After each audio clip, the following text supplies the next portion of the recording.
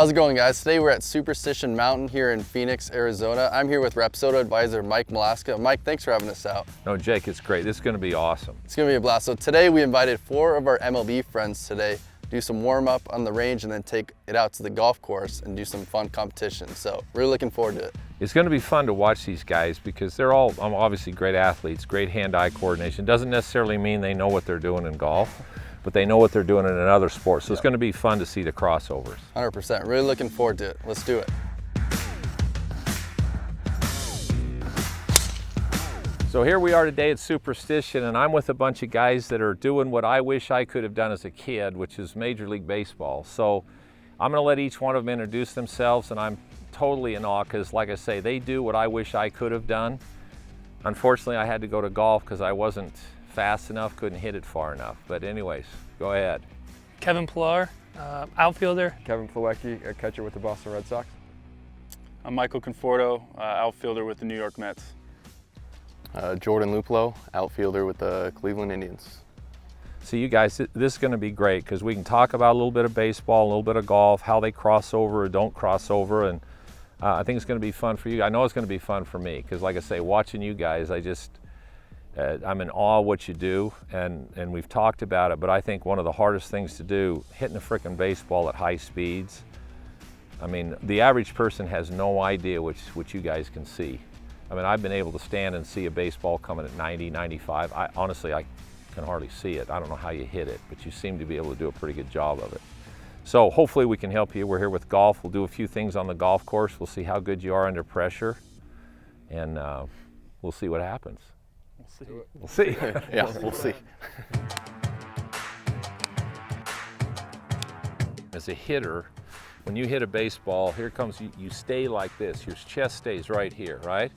You wouldn't turn your back to the target. Right. Okay, so you're here hitting the golf ball and you go back, and this basically, you don't get turned. So you get right here, so you're so far out ahead of the bat that you fight everything going dead right. Okay, set up. So keep my shoulders where No. that's Let me show you. forward. Just give me a chance. Okay, no, I got you. You ready? I got you. We're not going to hit it. We're just going to make a backswing. Start back. That's where your shoulders have to get. Okay. So I gotta get back there further. You got to let you take your right shoulder back further. You turn more. Better. What happened? I nuked it. Really?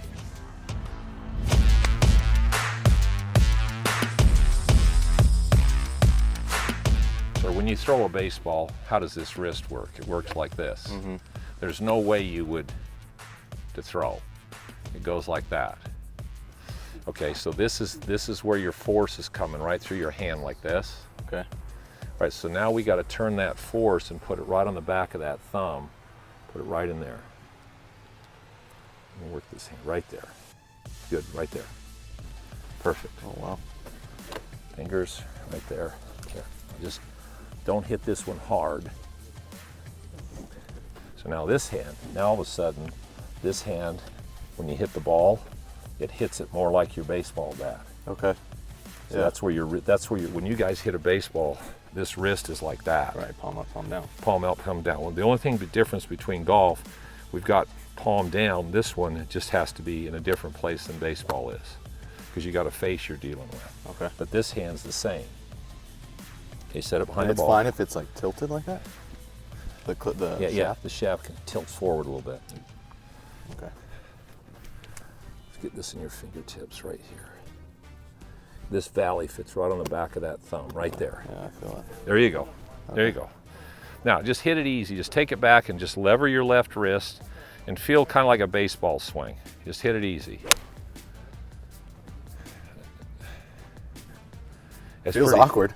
No. Wait a minute. How solid did you hit it? How good did that ball go? Yeah, I felt like I still was on it the whole time. You know, On it. So you used the word on it. See, your other one, you got so much, I mean, your hands are twisting around so much. I'm watching it going, okay, this guy's got no chance. You and Michael, you got so much, well, actually, so does Kevin. You guys, you play a sport where there's no twist in your arms, and you hit a baseball where there's virtually no twist in your arms. Even when you hit it, your arms do this. They don't roll over like this. And ideally, yeah. And then you're sitting here with all this going on. Okay. Now, most of that comes because of where your grip was. So now, There you go. is that it? That's it. That's it, huh? And in your finger, there you go. You don't have to hit it hard. So now you can lever it like a baseball bat with your left hand. I mean, seriously? You see how much easier it is to hit it straight? Yeah. Now, the other thing too, when you do that, if you watched what happens to that launch monitor, all of a sudden, the same or less club head speed, the ball speed goes up. So, because all of a sudden you start compressing the ball. So that's why these things are good, is because not only can you see your swing, but you start watching your numbers. I'm sure you guys in baseball watch your numbers. Okay, so numbers to some degree don't lie. So all of a sudden you're swinging softer, but your ball speed comes up or your distance gets longer. You're going, wait a minute, less speed, more distance. How's that working? Because all of a sudden you're efficient and you're squaring the club face on the ball. See, most of you, when you hit it, you're glancing the ball like this. You're never squaring the club face on the ball, and a lot of that's right out of your grips. So the face goes that way. You feel that? Nice and easy. So shut the face down going back and then turn it over coming through. Wow, let's see, that went dead straight. Let's see. This hand, this arm's roll should be just like baseball. Get on the back of the bat, pressure the bat, and then accelerate it this way. It shouldn't have to do any of that stuff. Right, okay. So now that we got your right hand on the club correct, all right, now when you hit the ball, there's going to be your alignment. See where this wrist is? As opposed to where your grip was before, you had to twist this clear over there to get the face to square. Right. Right, just leave it right there. Now hit one easy and just take it back, run the club face into the ball. Okay, so what'd the first one do? It hooked. Yep. It hooked because before, all the twist you had to have to keep it from going to the right, you don't need it now. Right. So now this arm, your trail arm, can now just get on the back and it can just push and throw. Right. So now we're first tee. So you got to get a feel, and then you get up and let it go. Damn. You know, having that vision of what you want to do doesn't always go the way you want, but if it doesn't, you got to flush it quick and go to the next shot, you know, just like baseball, just like golf. So hopefully, I mean, that first tee shot, that's usually the tone of the day, right? If you don't hit that first one well, then you're like, it's going to be a long day, you know? If you don't feel good in that batter's box, the first at bat, you're like, you got to figure out something quick that day, so.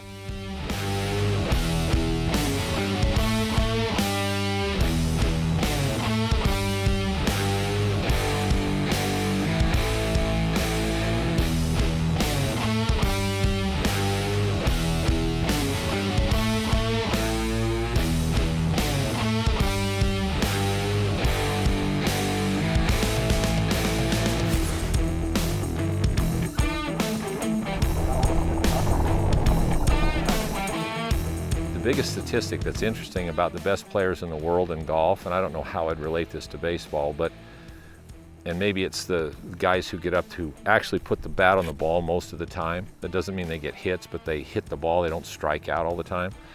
The tour players that are the best make the least amount of bogeys. It's not the most birdies. So what they do is they never hit the ball where they can't make par from. Oh my goodness. Oh, yeah. That's new, Luke.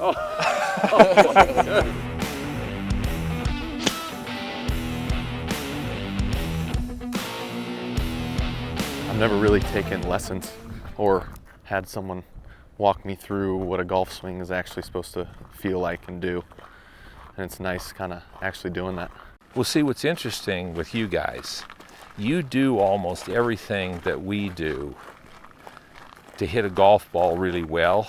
You just do it in a little different spot. So when somebody shows you, okay, your grip goes this way, here's why. So the levers work, and then here's where the ball is, so here's how you catch the bat up. And as soon as you start getting those two things, because your hands are so good, you can make it work.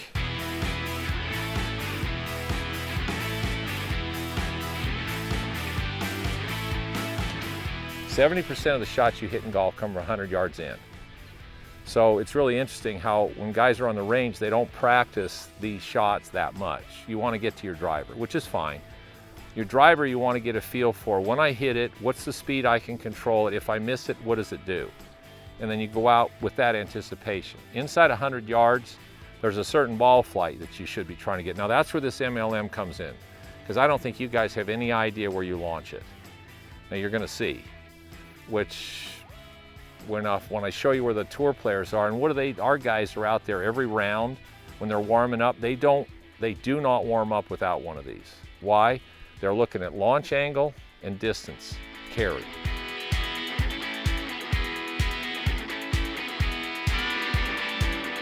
Because you're so far out ahead of the bat, that's why you play 2 or 3 holes where you're good, and then you lose it. And in baseball, well, it's kind of like what you said too. It's like we're so good with our hands that I hit bad shots, and then eventually I have to, like, even if it's not correct, catch if I feel it like up. I'm missing that way, like I'll just come way across. Yeah. Just to make sure I hit it in the fairway. Yeah. But I did that for a long time with golf when I was like younger. I'd hit this huge like banana slice, right? Yeah. And people would just say, "Why don't you aim up here?" I'm like, I'm not going to play golf like that. That's not how I want to learn how to play. Yeah. I want to do it right.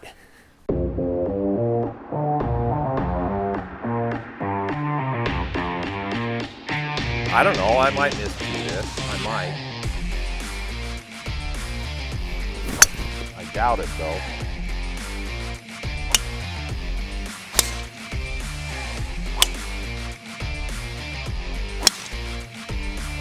He shows up when it counts.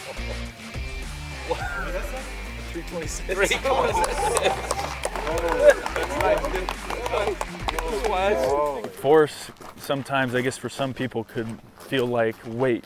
You Yeah, know? no, it is. It is. Shift of weight, but it's not moving your center through the ball. Right. So when we talk, one of the biggest problems in golf is they talked about shift your weight. Yeah, that's So then people sit there. Weight shift is to go like this. right. Well, now you're moving all over the frickin' place. Now I certainly want force into my right foot and force into my left, but this has got to stay between my feet. Right. If I start moving this, and I'm moving it faster than the club, which is what you guys are all doing a little bit, Right. then catching it up is almost impossible. So you want force transfer, which can be misinterpreted as weight shift. But if you try to shift your weight, then you lean into it. And I know in baseball you don't want to be leaning into it because that speeds the ball coming at you. Right. So once you stride and your front foot hits the ground, you're not going forward anymore. Exactly. Well, the same thing here. As soon as force hits this foot, boom, I'm right there. I'm not going forward anymore. Right. It's the same thing.